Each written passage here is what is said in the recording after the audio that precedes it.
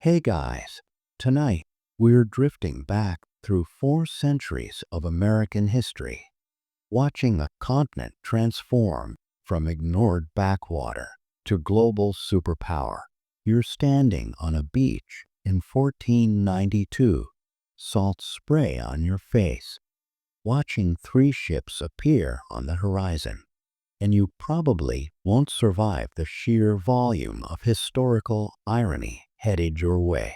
So, before you get comfortable, take a moment to like the video and subscribe, but only if you genuinely enjoy what I do here.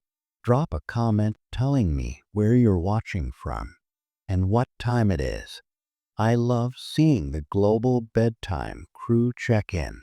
Now, dim the lights, maybe turn on a fan for that soft background hum, and let's ease into tonight's journey together.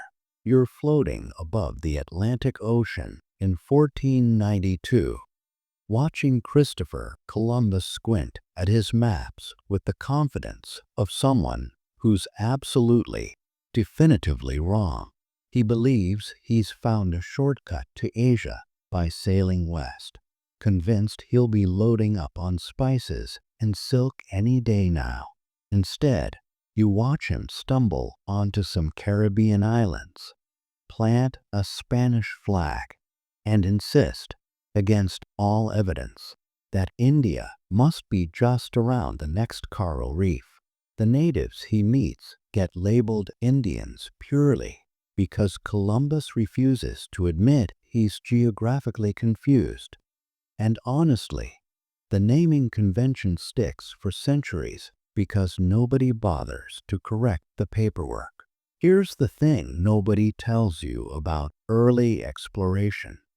Most of Europe didn't care about North America for more than 100 years after Columbus. You're watching the Spanish get genuinely excited about Central and South America, where the Aztecs and Incas are sitting on mountains of gold and silver. That's where the action is. That's where conquistadors go to get rich and write home about their adventures. North America, by contrast, looks like a whole lot of trees and not much else. The Spanish even sent an expedition north in 1539, trudging through what will become the American South, and they find exactly 0 golden cities. So they shrug, head back south, and basically forget the whole northern half of the continent exists. Meanwhile, Spain and Portugal are drawing lines on maps like they're dividing up a pizza. In 1494, they literally split the non-Christian world down the middle. Portugal gets everything on one side. Spain gets the other. The Portuguese sail around Africa and build a massive trading empire in Asia, the real prize, while Spain gets busy strip mining the Americas for precious metals. It's a pretty sweet deal for both European powers, and absolutely nobody asks the people already living in these places what they think about the arrangement. Historians still argue whether this papal-approved land grab counts as the most audacious real estate deal in history, or just colonialism with extra paperwork. But either way, it sets the template for the next few centuries. You're watching decades scroll by in comfortable darkness now, and England finally decides to get involved. They'd sent an explorer named John Cabot to North America way back in 1497, 16 years before Spain even discovered Florida.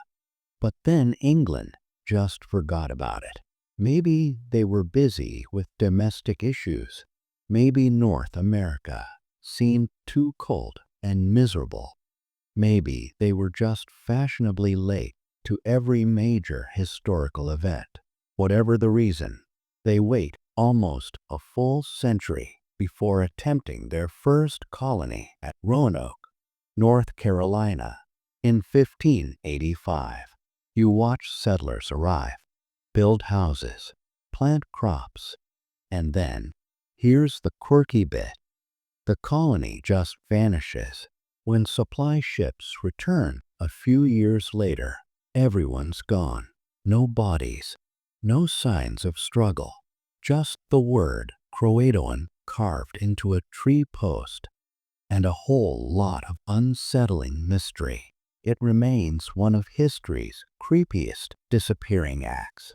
But England tries again, at Jamestown in 1607, and this time the colony survives. Barely. You're watching settlers die from starvation, disease, and spectacularly poor planning.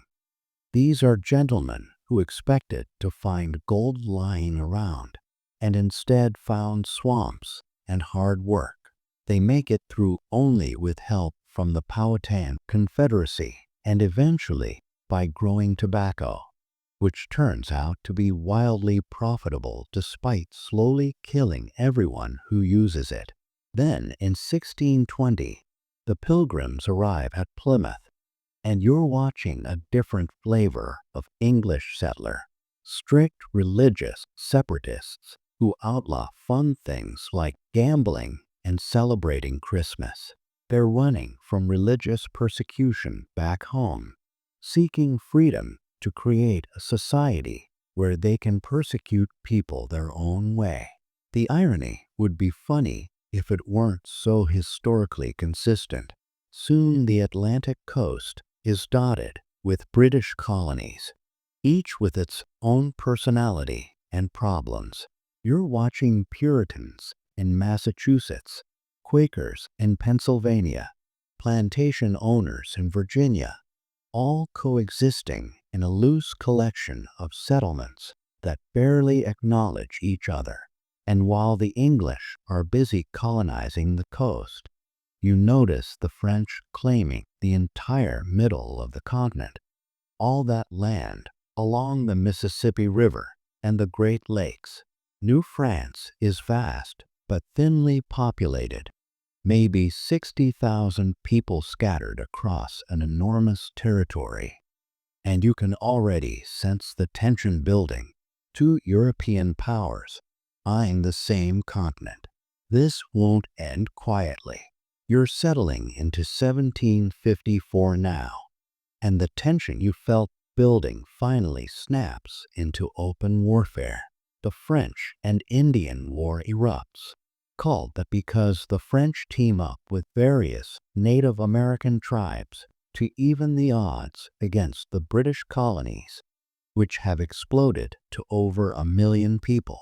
You're watching armies clash in forests and forts, and despite France's clever alliances and superior wilderness tactics, the math is brutal.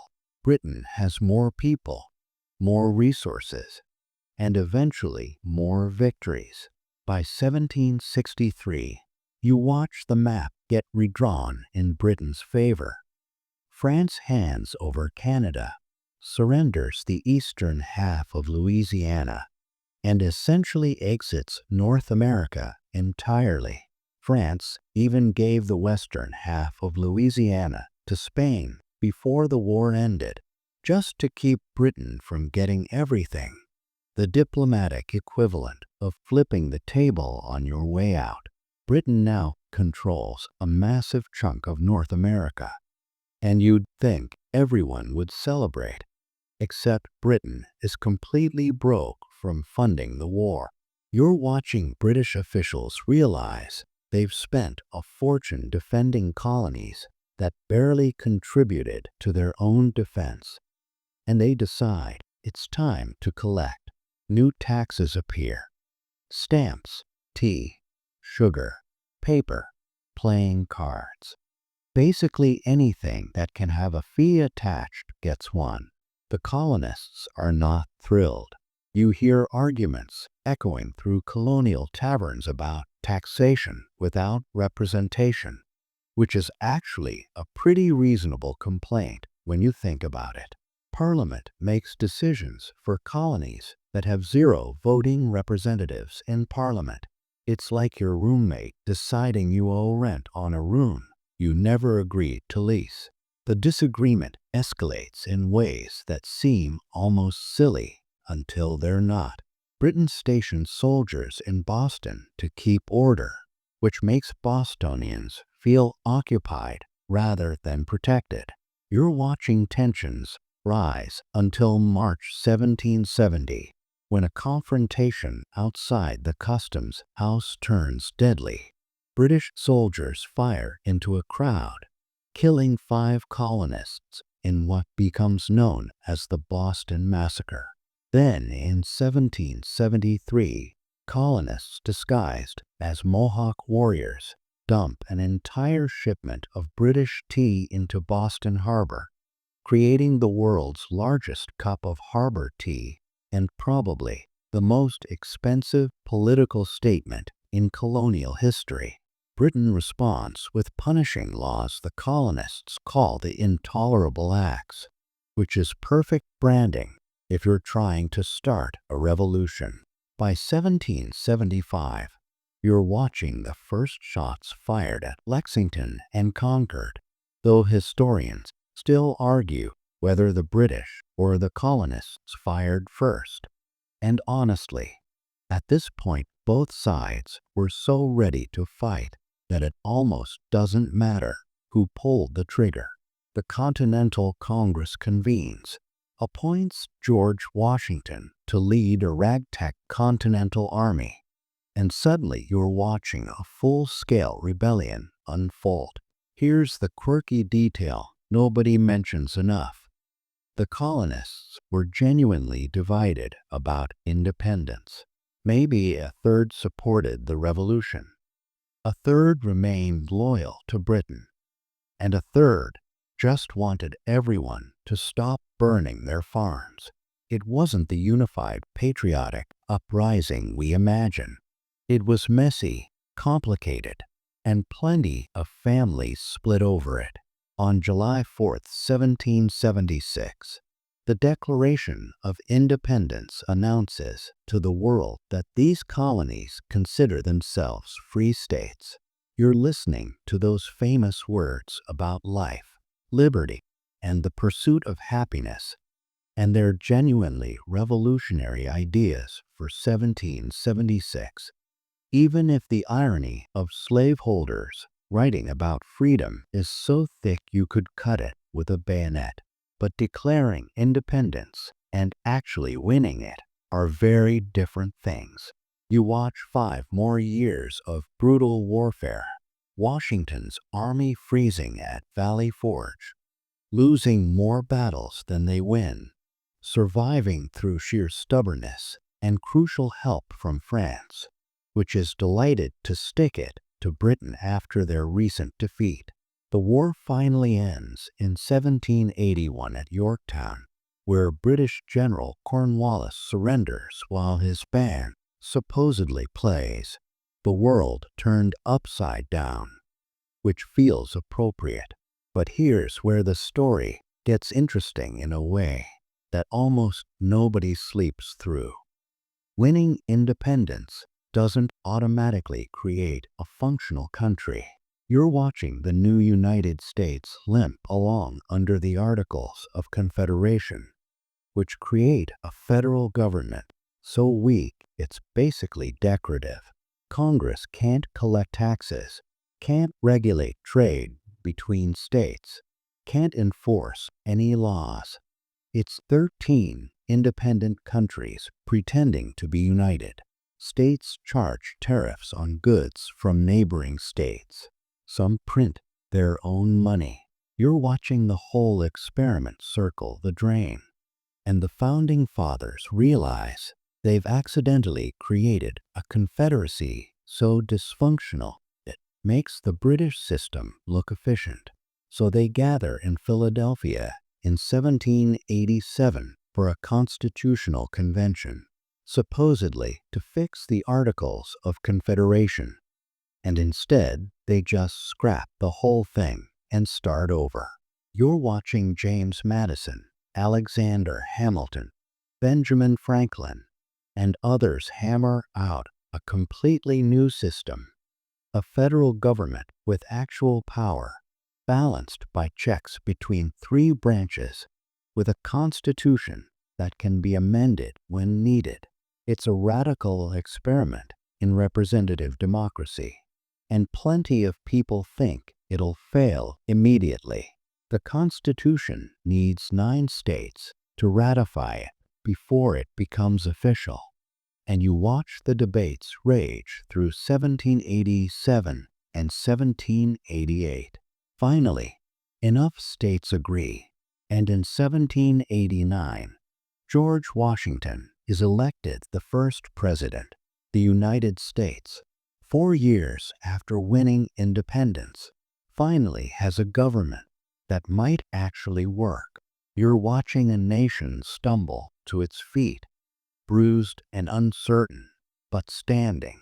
You're drifting into the 1790s now, and the United States is this fragile little nation clinging to the Atlantic coast, wondering what comes next.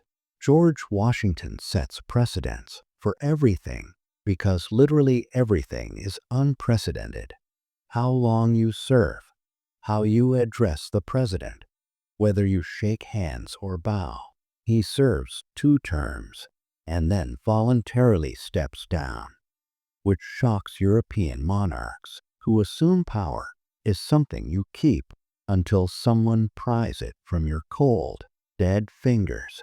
Meanwhile, all that land to the west still belongs to Spain, and you're watching American settlers eye it hungrily because the population is exploding. American families are averaging 7 children each, and all those kids need somewhere to live. And the eastern seaboard is getting crowded. Across the Atlantic, an ambitious Corsican named Napoleon Bonaparte seizes power in France and starts conquering Europe like he's playing a particularly aggressive game of Risk. Napoleon also has dreams of rebuilding France's American empire, so he makes a deal with Spain to get Louisiana back. All that vast territory from the Mississippi River to the Rocky Mountains. You're watching American officials panic because whoever controls the Mississippi River controls American trade. Western farmers ship their goods down the river to New Orleans and out to the world. And the thought of Napoleon controlling that route keeps President Thomas Jefferson up at night. So Jefferson sends diplomats to France with instructions to buy New Orleans, just the city, a small, reasonable real estate transaction. But Napoleon, sitting in Paris and calculating his odds, realizes something you can see from your comfortable position in the darkness. He's about to invade Britain. He needs money for that war. And if he keeps Louisiana, the Americans might actually side with Britain, which would be disastrous. So in 1803, Napoleon shocks everyone by offering to sell not just New Orleans, but the entire Louisiana territory, 828,000 square miles, for $15 million.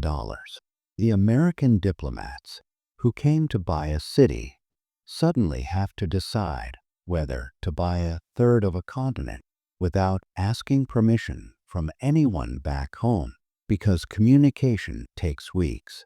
They say yes.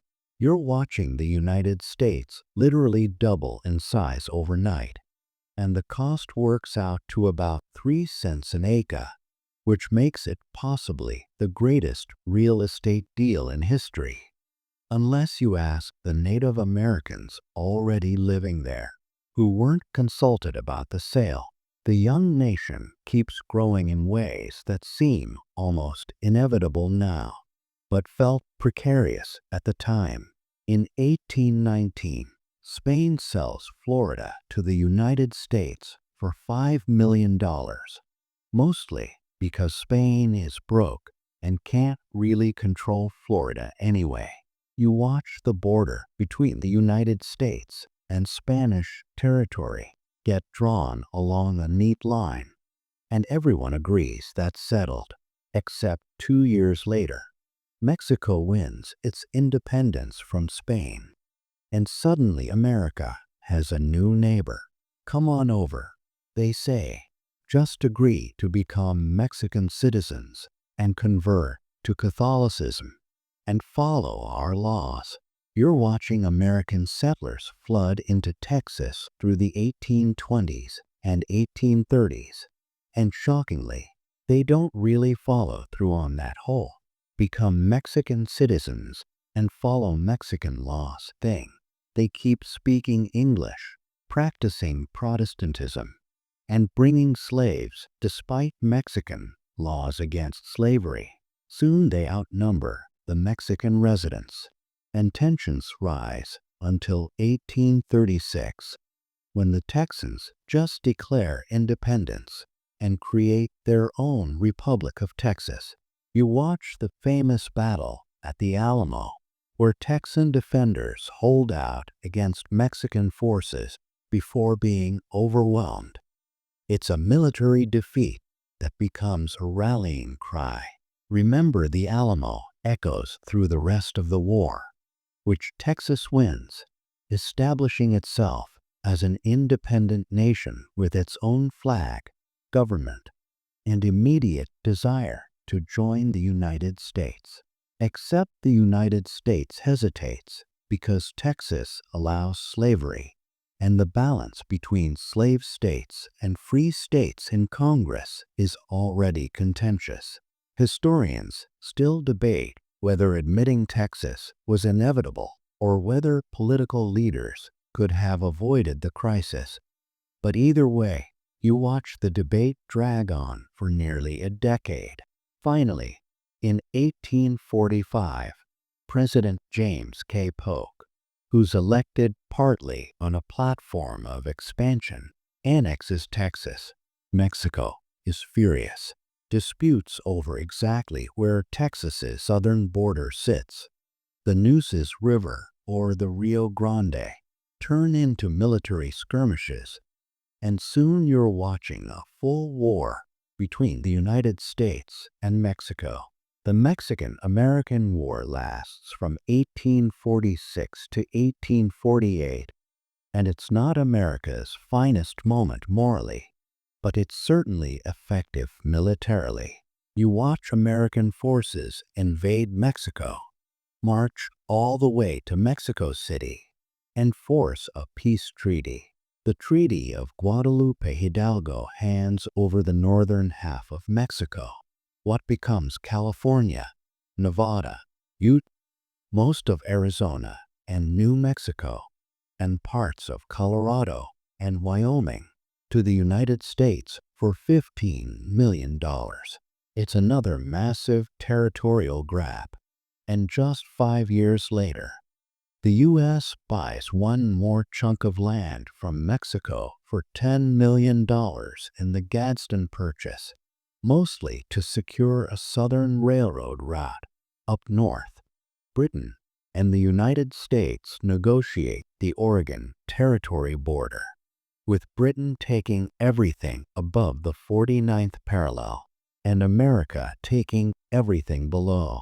In just 50 years, through a combination of purchases, wars, and negotiations, the United States stretches from the Atlantic to the Pacific. Manifest destiny, the belief that America is destined to span the continent, has been fulfilled, and you're watching a nation that started as a thin strip of coastal colonies now dominate an entire continent, whether the existing inhabitants wanted that or not. You're settling into the late 1840s now, and just as America finishes acquiring California, word spreads that gold has been discovered at Sutter's Mill. You watch the news ripple outward in 1848, and suddenly everyone with working legs and questionable judgment is rushing west. The California Gold Rush brings hundreds of thousands of people flooding into the territory: prospectors, merchants, con artists, and dreamers, all convinced they'll strike it rich. Most of them don't, of course. For every miner who finds a fortune, there are hundreds who find backbreaking work, dysentery, and a lingering sense that maybe they should have stayed home. But the rush transforms California almost overnight from sleepy Mexican territory to booming American state. And San Francisco explodes from a tiny settlement to a chaotic city practically humming with ambition and desperation. Up in the Oregon Territory, you're watching a different kind of migration. Families in covered wagons trudging along the Oregon Trail, lured by promises of free, fertile farmland. It's the same westward impulse, but with more agriculture and fewer gold pans. America seems to be thriving, expanding, prospering. There's peace with neighbors on all sides. The economy is growing. Everything looks great if you're standing at a comfortable distance and not looking too closely at the enormous moral crack running through the foundation of the whole enterprise: slavery. Here's the thing that keeps you awake even in this sleepy narrative. By the 1850s, the United States is really two nations occupying the same borders. In the North, slavery is illegal, and increasingly, people view it as a fundamental moral evil that contradicts everything America claims to stand for.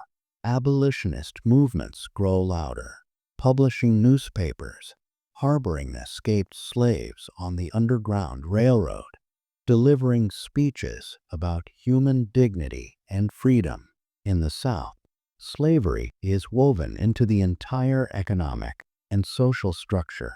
Massive plantations growing cotton, tobacco, and sugar cane depend on enslaved labor, and white Southerners have built an entire ideology justifying the system. You're watching these two worldviews collide in Congress every time a new territory applies for statehood, because the question always comes down to slave state or free state. The balance of power hangs on every admission. The Missouri Compromise of 1820, the Compromise of 1850, the Kansas-Nebraska Act of 1854. You watch Congress perform increasingly desperate legislative gymnastics to postpone the inevitable confrontation. Kansas turns into bleeding Kansas in the 1850s, with pro-slavery and anti-slavery settlers literally fighting each other in the streets over which side the territory will join. It's a preview of the larger war brewing, and everyone senses it coming. Then, in 1860, Abraham Lincoln is elected president without winning a single Southern state. Lincoln personally opposes slavery's expansion, but promises not to abolish it where it already exists. But that's not enough for Southern leaders, who see the writing on the wall. Before Lincoln even takes office, South Carolina secedes from the Union in December 1860. By February 1861, 6 more states follow, forming the Confederate States of America with their own president, constitution, and flag. Lincoln faces an impossible situation. Let the nation split peacefully or fight a war to preserve the Union. He chooses preservation. When Confederate forces fire on Fort Sumter in April 1861, the Civil War begins, and you're watching the deadliest conflict in American history unfold. It's brother against brother, father against son, a nation literally tearing itself apart. The scale is staggering. Over 600,000 soldiers die, roughly 2% of the entire American population, which would be like 6 million deaths today. You watch battles at Bull Run, Antietam, Gettysburg, Shiloh, names that become synonymous with carnage. The North has more people, more industry, more railroads, but the South has better generals early on and the advantage of fighting defensively on home territory. Historians still debate whether the Confederacy ever had a realistic chance of winning, or whether the North's advantages were always insurmountable. But for 4 years, the outcome feels genuinely uncertain. Lincoln issues the Emancipation Proclamation in 1863, declaring all slaves in rebel states free. It's partly a moral stance and partly a military strategy to destabilize the South's economy and encourage enslaved people to flee to Union lines. You watch the war grind on, horrifically bloody, until finally in April 1865, Confederate General Robert E. Lee surrenders to Union General Ulysses S. Grant at Appomattox Courthouse. The war is over. The Union is preserved. Slavery is abolished with the 13th Amendment. 4 million people are suddenly free, facing an uncertain future in a nation that hasn't figured out what freedom actually means for them. Just days after Lee's surrender, you watch Abraham Lincoln attend a play at Ford's Theater in Washington, trying to enjoy a rare moment of peace. John Wilkes Booth, a Confederate sympathizer, shoots Lincoln in the back of the head. Lincoln dies the next morning, making him a martyr for the Union cause, but robbing the nation of perhaps the one leader who might have navigated Reconstruction with wisdom and compassion. The same night, another conspirator stabs Secretary of State William Seward in his bed, but Seward survives. The assassination plot was larger than most people realize, targeting multiple government officials to destabilize the government entirely. Meanwhile, Russia decides it wants to sell Alaska. The Russian Empire has trouble defending its North American territory, fears Britain might just seize it, and figures selling to America makes strategic sense. Secretary of State Seward, the same one who survived the stabbing, negotiates the purchase of Alaska for $7.2 million in 1867. Critics call it Seward's folly and Seward's icebox, mocking the purchase of frozen wasteland. But you're watching America acquire 586,000 square miles that will eventually yield gold, oil, and crucial strategic position. It's the last continental territorial acquisition, and America is starting to look less like a scrappy republic and more like an empire, whether it admits that or not. You're drifting through the 1890s now, and America is changing in ways that make even the previous decades look quaint. The Transcontinental Railroad is complete, linking the coasts. Cities are growing into sprawling industrial centers. Immigration is reshaping the population, millions arriving from Ireland, Germany, Italy, Eastern Europe, China, seeking opportunity or escaping hardship. The frontier is officially closed, declared gone by the Census Bureau in 1890, and Americans are starting to wonder what comes next when there's nowhere left to expand domestically. The answer, it turns out, involves looking outward, beyond the continent, into the Pacific and Caribbean, even though that contradicts everything America supposedly stands for about self-determination and anti-colonialism, Hawaii becomes the test case. You're watching American businessmen, sugar plantation owners, essentially take over the Hawaiian Islands through economic influence. In 1893, they orchestrate the overthrow of Queen Liliuokalani with help from U.S. Marines, then immediately petition for annexation. President Grover Cleveland investigates and is horrified, calling it an illegal coup. He refuses annexation, insisting America must be a just and law-abiding nation that never misuses its great power to take advantage of the weak. It's a principled stance that lasts exactly until Cleveland leaves office. The new president and Congress, worried that Japan or Germany might claim Hawaii as a strategic base, annex the islands in 1898. You're watching America's anti-imperial rhetoric collide with its imperial ambitions, and the ambitions win decisively. Meanwhile, Cuba is fighting for independence from Spain. Most of Spain's vast colonial empire has already crumbled. South and Central America broke free decades ago after the American and French revolutions inspired independence movements everywhere. But Cuba, Puerto Rico, and the Philippines remain Spanish colonies, and Cuba's revolution is brutal. Spanish forces relocate civilians into concentration camps where thousands die of disease and starvation. American newspapers cover every atrocity in sensational detail. Yellow journalism, designed to sell papers and inflame public opinion.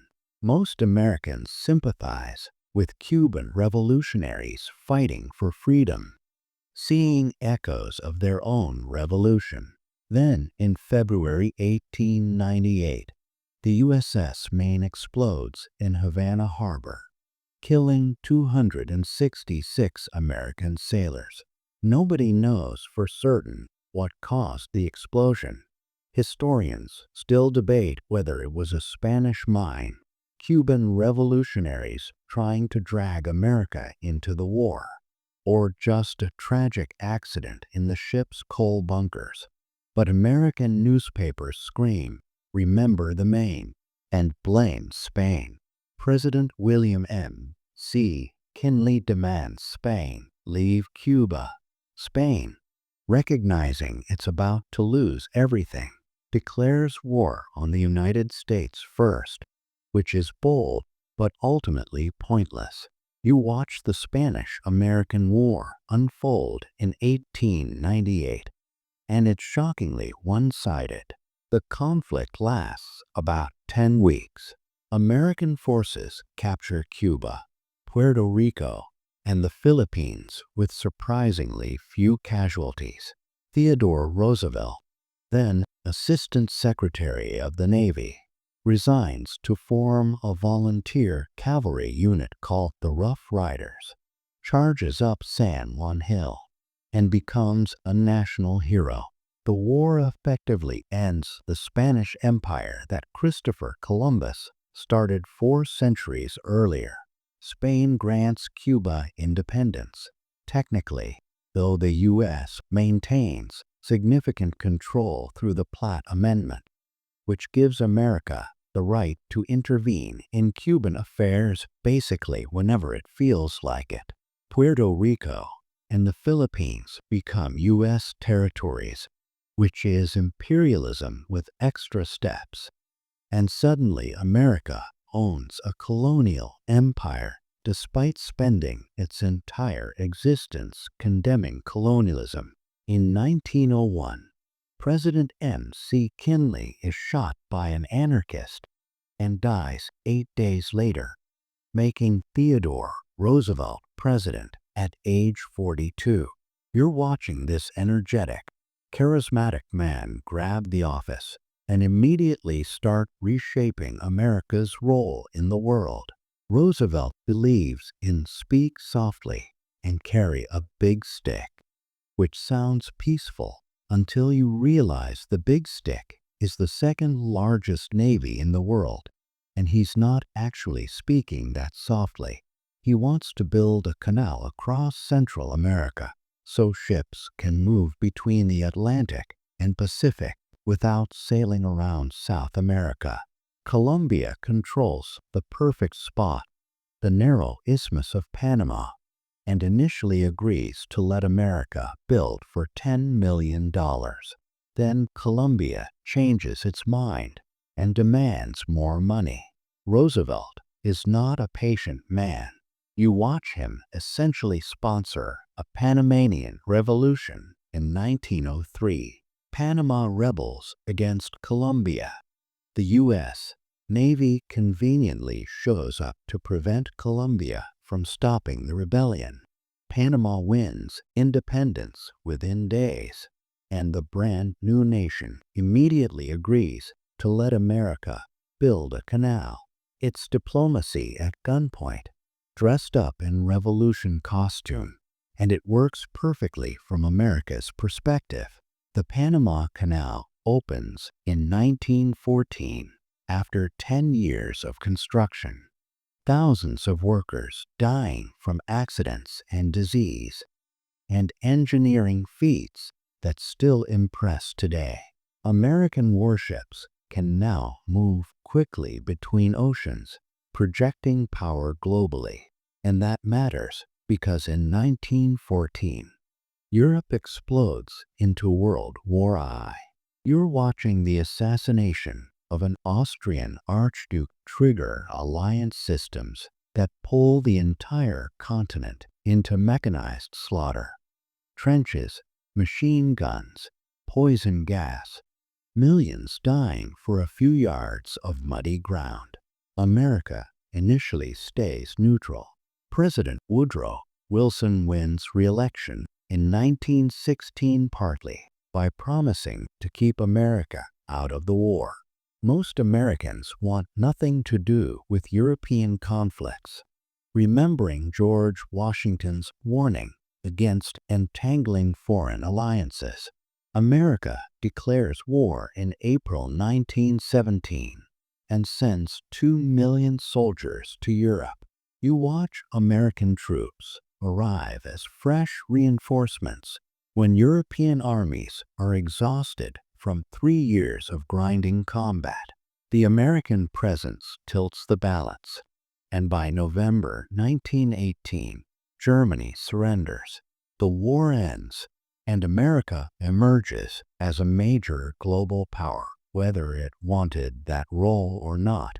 The nation that started as 13 colonies clinging to the Atlantic coast, that spent a century expanding westward and fighting itself over slavery, that reluctantly acquired overseas territories, now sits at the table with European empires as an equal, or more than equal. You're watching the accidental superpower realize it's no longer accidental, standing on the world stage as the Great War ends, with no idea that an even greater war waits just 2 decades ahead, or that the American century is only beginning. The United States has traveled from Columbus's confused arrival to global power in 423 years, from ignored backwater to unavoidable force, and somehow, through revolutions and expansions, civil wars and imperial adventures, stumbling forward with idealism and hypocrisy intertwined, the unlikely republic survived, grew, and transformed into something neither the founding fathers nor anyone else quite anticipated. And now, let the weight of all those centuries settle softly around you like a familiar blanket. Let the names and dates blur into comfortable obscurity. Let the marching armies and clashing empires fade into the gentle darkness where history becomes story, becomes dream. You've traveled through 400 years in this single evening, watched a nation stumble to life and grow beyond anyone's expectations. And now it's time to release all of it. Let it drift away like smoke from a candle you've just extinguished. If this journey helped you unwind, a quiet like or a sleepy comment about your favorite unexpected historical twist would mean the world. But only if your fingers can still find the keyboard before sleep claims you completely. Close your eyes now. Feel the present moment wrapping around you, safe and still, and know that all those centuries of chaos and change have led to this one peaceful breath, this one quiet heartbeat, this one perfect moment of rest.